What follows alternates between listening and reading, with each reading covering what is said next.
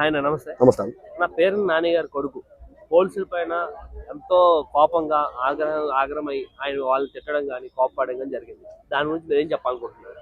Police వాళ్ళు ఎందుకు response ఇస్తున్నారో అర్థం కావట్లేదు.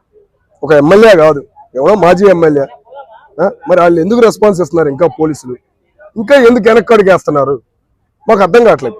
వాడు మాట్లాడిన మాటలు కాళ్ళ పట్టుకొని బాబులేస్తారు జీబులో. ఒక భయం అనేది ఉంటుంది కదా, మరి ఎందుకు ఇంకా తగ్గుతున్నారు?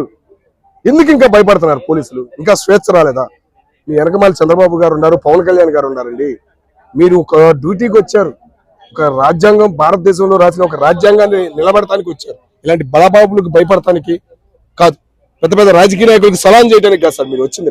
దానిలోకి ఆ వృత్తికి ఒక విలువ ఉంది సార్. సొసైటీలో ఇంకా ముందుకు రావాలంటే బెదిరింపులు చూస్తే ఎవడొస్తాడు సార్? పోలీసులు ఎవడు జాయిన్ అవుతాడు? మీరు ఎంత కష్టపడి వచ్చారు, మీకు ఎంత విలువ ఉంది సొసైటీలో? విలువ తగ్గిపోతుంది సార్. వార్నింగ్ ఇవ్వటం కాదు సార్, మధ్యలో వచ్చి కానిస్టేబుల్ ఆపుతాడు. ఆయన ఎందుకు ఆపుతున్నాడో అర్థం కాదు. కాడ పట్టుకుని లోపల వస్తే వాళ్ళు ఎంత విలువ ఉండేది, ఎందుకు చేయలేకపోయారు? ఆడేమన్నా మంత్రి, ఆడేమన్నా ఎమ్మెల్యేనా, ఆడికి ఏమైనా అధికారం ఉందా?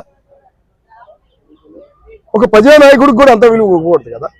అట్లాంటి మాటలు మాట్లాడుతున్నప్పుడు గుర్తు పెట్టుకుంటారంట.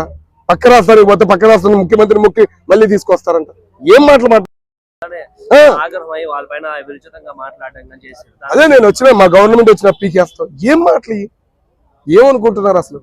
మీరు ఒక రాజకీయ నాయకులే, ఒక రాజకీయ నాయకులుగా బతకాలి, ప్రజల సమస్యల గురించి మాట్లాడాలి, మీ నియోజకవర్గ సమస్యల గురించి మాట్లాడాలి.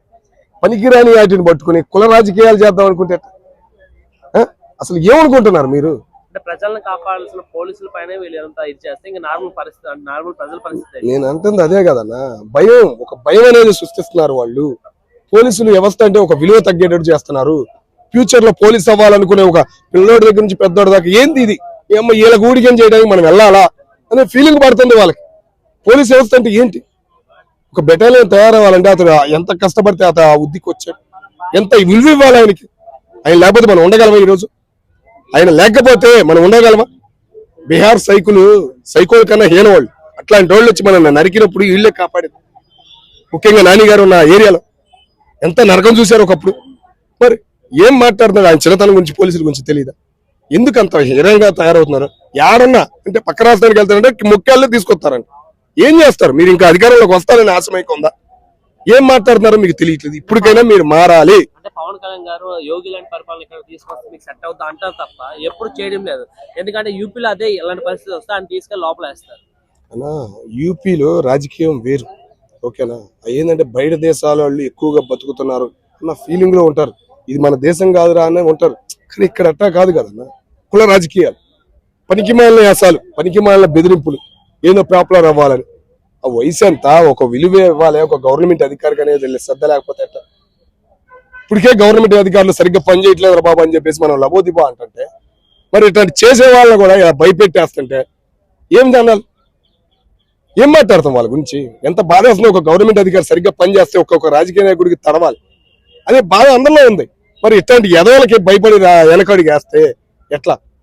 ఏం మాట్లాడాలి? వాళ్ళకు ఒక స్వేచ్ఛ అనేది ఇవ్వాలి. వాళ్ళు అంటే భయపడాలి. ఎవరైనా కానీ, రాజకీయ నాయకుడైనా ఎవరైనా కానీ వాడికి ఇచ్చే రెస్పాన్స్ అనేది ఇవ్వాలి. వాడికి రెస్పాన్స్ రాకపోతే తాట తీయాలి. వాడు తీస్తానే వాడు పోలీసు మారాలన్న. దీని గురించి ముఖ్యమంత్రి దగ్గర నుంచి రాష్ట్రపతి దగ్గర స్పందిస్తేనే ఇట్లాంటి ఎదవలు తయారవకుండా ఉంటారు. కలెక్టర్లు ఏమయ్యారు?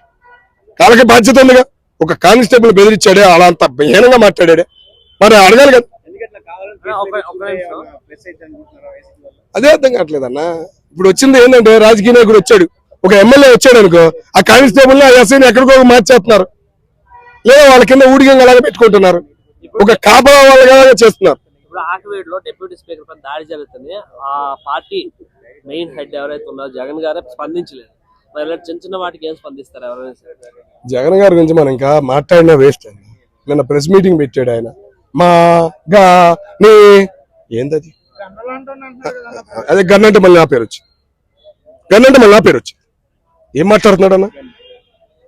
ఒక పార్లమెంట్కి వెళ్ళింది, ఒక రాష్ట్రం గురించి ఒక బిల్లు అన్న, ఒక పార్లమెంట్కి వెళ్ళింది అన్న, ఒక రాష్ట్రం బిల్లు. రావాల్సిన ఆదాయం అడగండి అయ్యా. ఓకే, పార్లమెంట్ లో ఆమోదించారు, దానికి ఎంత ఆదాయం రావాలో అడగండి అనేది ఒక లెక్క చెప్పాలి కదా. వాళ్ళేమో ఆ పార్లమెంట్ లోనే అంటే తెలియని వాళ్ళేమో ఎన్ని ఎకరాలు ఎప్పుడు పూర్తి చేస్తారు?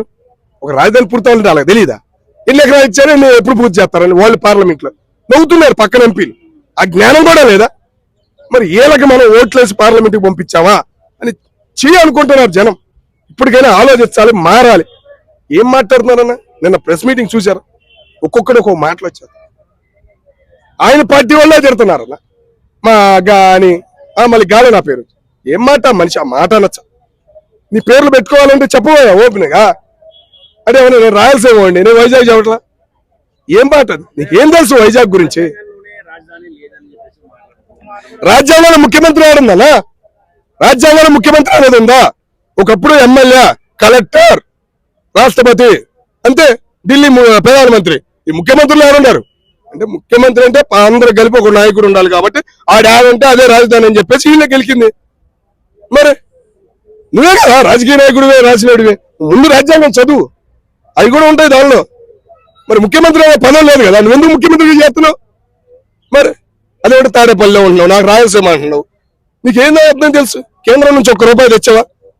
పార్లమెంట్ తలుపులు మూసి మన రాష్ట్రాన్ని విడగొట్టారు. ఎంత అడగాలి నువ్వు? ఎంత హక్కు నీకుంది? 25 మంది ఎమ్మెల్యేలు ఇస్తే పీకేస్తా, ప్రత్యేక హోదా ఇస్తా అన్నావు. 21 మంది ఇచ్చారు. ఏం పీకావు? 5 సంవత్సరాలు ఏం పీకావు నువ్వు? అడగాలి కదా.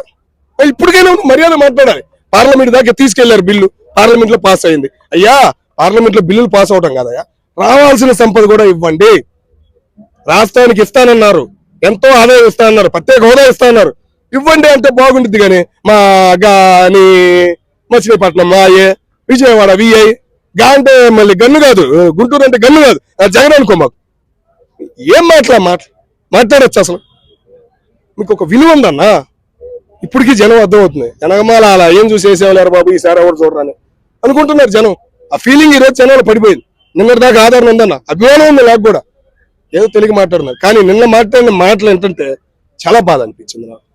అదే ఉద్దేశంతో చూస్తున్నా, ఇప్పటికైనా మారాలి. అవునయ్యా, రాజ్యాంగంలో రాజధాని లేదు, రాజ్యాంగంలో ముఖ్యమంత్రి కూడా లేదయ్యా, అది కూడా తెలుసుకుంటే బాగుంది. లోక్సభలో జగన్మోహన్ రెడ్డి పవన్ కళ్యాణ్ ఈయన వార్డు మెంబర్ కూడా ఎక్కువ అన్నాడు, కానీ ప్రజలు జగన్మోహన్ రెడ్డిని వార్డు మెంబర్ కూడా కాదు, ఈయన అసలు కౌన్సిలర్ కూడా ఎక్కువ అని చెప్పేసి అంటున్నారు. అనొచ్చు. వెళ్ళు, పులివెందులు వెళ్ళు, పిఠాపురం వెళ్ళు, ఎన్ని రోడ్లు పడ్డాయో లెక్కబెట్టు. పిఠాపురం వెళ్ళు, పులివెందులు వెళ్ళు, ఇన్ని ఇల్లు ఇచ్చారో లెక్కబెట్టు. సామాన్యుడు ఎక్కడ బాగుపడ్డాడో లెక్కబెట్టు. గవర్నమెంట్ ఉద్యోగకి ఒక కిట్ అనేది ఇచ్చారు చూసావా?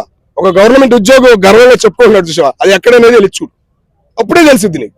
నువ్వు ఆయనకి ఈయనకి పోటీ అన్నప్పుడు, ఈయన వచ్చి 2 ఏళ్ళు అయింది, ఎంతో చేశాడు. నువ్వు ఎంతో కడపలో ఎంపీగా పోటీ చేయడానికి ఎంతో కష్టపడ్డావు, ఎన్నో చేసావు నువ్వు. మరి నువ్వు పోరాటం చేయాలి కదా నీ రాష్ట్రం కోసం. అదేమంటే నేను రాయలసీమ, నా కడప పెట్టుకోకూడదా రాజధాని అంటున్నావు. ఏం మాట్లాడుతున్నావు?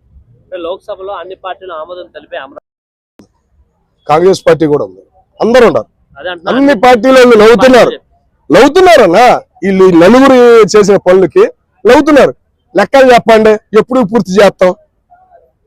మీ వాళ్ళు ఏం చేశారు? 5 సంవత్సరాల నుంచి ₹1 తెచ్చారా? ₹1 కేంద్రం నుంచి మీరు తీసుకొచ్చారా? రాజధానికి కానీ మిగతా వేటికైనా మీరు తెచ్చారా? మీరు మాట్లాడగలిగారా?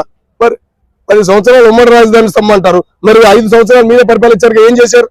అడగచ్చుగా ఉమ్మడి రాజధాని సొమ్ము, మరి ఎందుకు మాట్లాడలేదు? ఎన్నో ఉండేవన్నా, పనికి రాని మాటలు మాట్లాడి ఏందిరా నాయన ఈయన ఇలా తయారవుతున్నాడు అని బాధపడుతున్నారు కింద వాళ్ళు. ముఖ్యంగా మిగతా ఏమంటారంటే సలహాదారు. ఆ పనికి మాలిన వాళ్ళు యాడ్ నుంచి వచ్చారో, మరి భారతదేశంలో పుట్టారో, లేదా పక్కన దేశాల్లో పుట్టారో, లేదా లండన్ లో చదువుకున్నారో, లండన్ లోనే చదివారంట, బేవకూఫ్లు అనకూడదు. అట్లాంటి పనికి మాలిన పెట్టుకుని వైఎస్ గారి పేరు తీసేస్తున్నాడు ఆయన.